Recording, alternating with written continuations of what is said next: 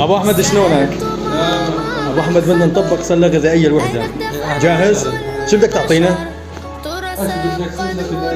طيب خلينا نجيب الكرتونه. هاي الكرتونه. طيب شو بدك تحط؟ هاي ما شاء الله، الله يبارك، ما شاء الله عندك كل شيء انت. زيت. زيت لتر كم وحده بدك؟ اثنين. حط 2 زيت. تمام. بدك بركب تمام. لا مشان نسجلها. تمام. زيت. سمن. في لتر وفي لتر. كيلو حلوين. عندك. هاي زيت. في رز كبسه وفي رز عادي. بس حط من كل نوع دعك، حط من كل نوع، مثل هذا هذا برغل، عدس، سكر، كل نوع نوع. هاي ما شاء الله.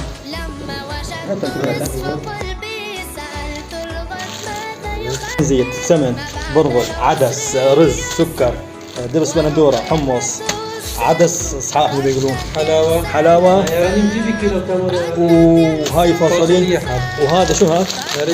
رز كبسه. وهذا كيلو تمر. هاي 6 معكرونه. تمام.